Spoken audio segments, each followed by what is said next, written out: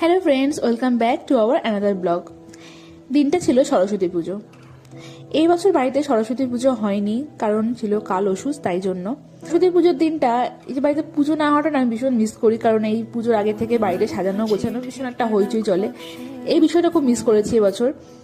তবে সরস্বতী পুজো বলে কথা, শাড়ি তো পরতেই হবে, তাই শাড়ি পরে বেরিয়ে গেছিলাম ঘুরতে। আমার কাছে এই বছরের সরস্বতী পুজোটা কিন্তু ভীষণ স্পেশাল, কারণ এটা আমার বিয়ের আগের শেষ বসন্ত পঞ্চমী, আর এটা আমার ওর সাথে কাটানো প্রথম সরস্বতী পুজো। তাই দিনটাকে আরেকটু স্পেশাল করার জন্যই চলে গেছিলাম ইকো পার্কে, আর সেখানে গেছিলাম একান্তে ক্যাফেতে। আগে থেকে প্ল্যানিং করে রেখেছিলাম যে একান্তে ক্যাফে যাব, বিকজ এখানের ভিউটা আমার ভীষণ ভালো লাগে। যেহেতু সরস্বতী পুজো, তাই পড়েছিল লম্বা লাইন, মানে প্রচন্ড ভিড় ছিল। তারপর অনেকক্ষণ পরে আমরা টেবিল পেয়েছিলাম, আর তারপর অর্ডার করেছি এখানের বোট স্পেশাল চিকেনটা, যেটা খেতে ভীষণই টেস্টি ছিল।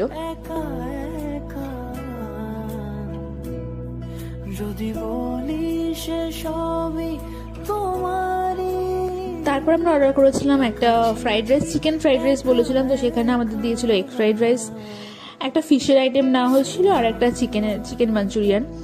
তো টেস্ট ওভারঅল ঠিকঠাক, মানে সেরকম কিছু একটা ভালো লাগেনি। আর একটু ভালো আশা করেছিলাম, যতটা ভালো আশা করেছিলাম ততটা ভালো লাগেনি। চাইলে যেতে পারো, বাট আমার কাছে মানে একবার খেয়ে আসার পর আরেকবার যাওয়ার মতন কিছু স্পেশাল কিছু লাগেনি। আর তারপরে জাস্ট এখানে ভিউটা দেখো কত সুন্দর লাগে চারিদিকে দেখতে। আমার এই লোকেশনটাই ভীষণ ভালো লাগে অ্যাকচুয়ালি। আর সরস্বতী পুজো বলে কথা, চারিদিকে দেখো জাস্ট। আমি না মানে আগে কখনো সরস্বতী পুজোর দিনে বেরোইনি বাড়ি থেকে, না ওই দিন বাড়িতে পুজো টুজো হয়, বাড়িতেই থাকি। আর এখানে এনাকে দেখো, আমাকে রেখে দিয়ে উনি ফুটবল খেলছে বাচ্চাদের সাথে, ভাবতে পারো।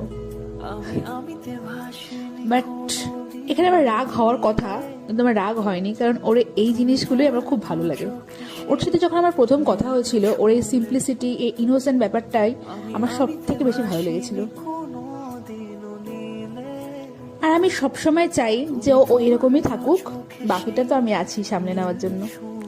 তো এইভাবেই তো কাটিয়েছিলাম সরস্বতী পুজোর দিনটা। বাড়ি ফেরার পথে এই রাতের কলকাতা এত সুন্দর লাগছিল, বিশ্ববাংলা গেটটা সামনে যখন আসছিলাম, ভিডিও না করার পারলাম না। এমনিতে আমার রাতের কলকাতা ভীষণ ভালো লাগে। তো তোমাদের সরস্বতী পুজো কেমন কাটলো অবশ্যই কমেন্টসে জানিও। আর ভালো লাগলে ফেসবুক থেকে দেখলে পেজটাকে ফলো করে দিও, ইউটিউব থেকে দেখলে চ্যানেলটাকে সাবস্ক্রাইব করে দিও। দেখা হবে নেক্সট ভিডিওতে, ততক্ষণের জন্য টাটা।